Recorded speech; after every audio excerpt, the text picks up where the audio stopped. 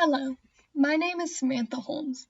I recently wrote a proposal addressing a major problem on college campuses, the epidemic of mental health crises. I want to begin by showing how ignorance of mental illnesses has been ingrained into college campuses.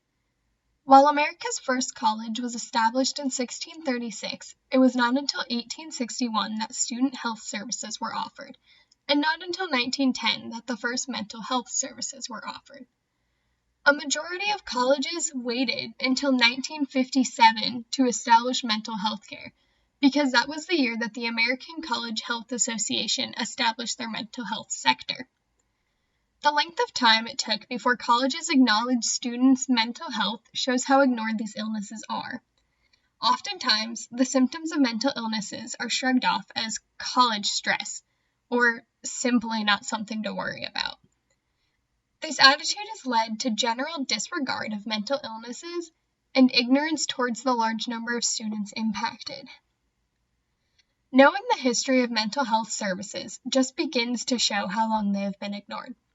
Currently, it is critical to bring more awareness to the increasing severity of the epidemic of mental illnesses on college campuses. In his article entitled "The College Student Mental Health Crisis," Henriquez compared percentages from a national survey collected in 2018 and 2017. This comparison showed that anxiety, depression, depressive symptoms, and suicidal thoughts all increased within 9 years. Shockingly, the percentage that increased the most was that of suicidal thoughts. This increasing trend is further exemplified when compared to the 2018 results from the American College Health Association's yearly survey. While all of the listed percentages increased from 2017 to 2018, the most shocking was that of those considering suicide. Within 1 year, this percentage increased by almost 15%. Knowing these statistics, it is important to clarify what is classified as a mental health crisis. The questions shown provide some guidelines for classification. If the answer to any of those questions is yes, then you likely know someone who is facing a mental health crisis.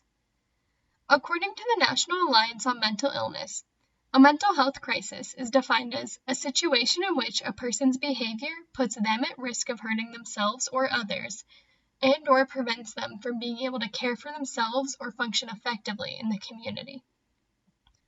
Furthermore, mental illnesses such as anxiety and depression typically act as precursors to crises, which is why their prevalence on college campuses is important as well.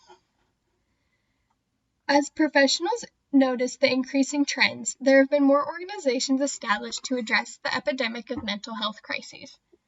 Organizations such as the National Alliance on Mental Illness and Mental Health America focus on helping those affected by mental illnesses live normal lives by offering support and resources. Other organizations are more focused on being advocates for students' mental health, such as the American Association of Social Workers, now known as the National Association of Social Workers, and various sectors of the American Psychological Association. However, these organizations can only attack the problem of mental health crises in those who have already been affected or those who are willing to speak up about their mental health. Furthermore, these organizations tend to focus on larger outreach areas, such as whole towns and cities. This leaves a support gap in smaller communities, such as college campuses.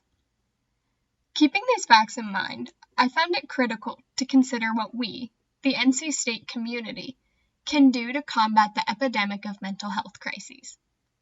My proposed solution is to add QPR training to all new student orientations. Currently, QPR training is already offered through NCSU's Counseling Center to certain university employees and to organizations or teams that request it. We already have counselors and mental health ambassadors that are able to present the training. NCSU now has a responsibility to ensure that this training reaches as many students and parents as possible. QPR training teaches others how to be gatekeepers, people who are able to recognize crises before they happen. Gatekeepers are taught to de-escalate potential crises when the learned warning signs are apparent with 3 simple steps: question, persuade, and refer. Overall, The goal of the QPR organization is to reduce suicidal behaviors and save lives. Their outreach goal is to train one person per family unit, and adding this training to orientation will ensure that more people become QPR gatekeepers.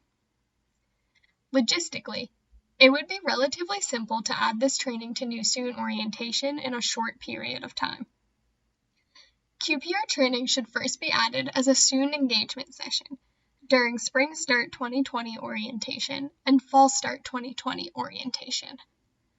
Following this, the next step would be adding the trainings as mandatory sessions for parents and students during the 2021 orientations.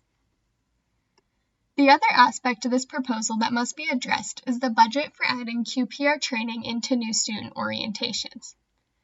This budget was determined using an assumed class size of 5,000 students and an average salary for a counselor in North Carolina at $35 per hour. The first two listed options, the t-shirts and certificates, are optional. These items were included because gatekeepers currently receive a shirt and a certificate after completing the training. The only required portions of the budget are the salaries of the counselor presenting the training and that of an on-site counselor for potential grief counseling.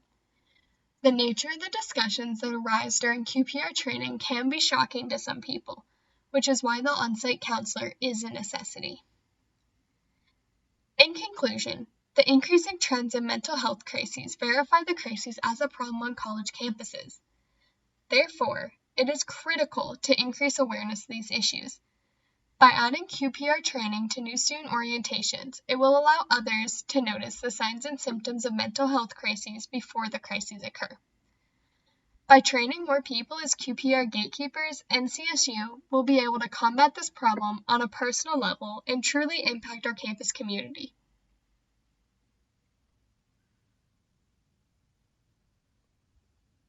Thank you.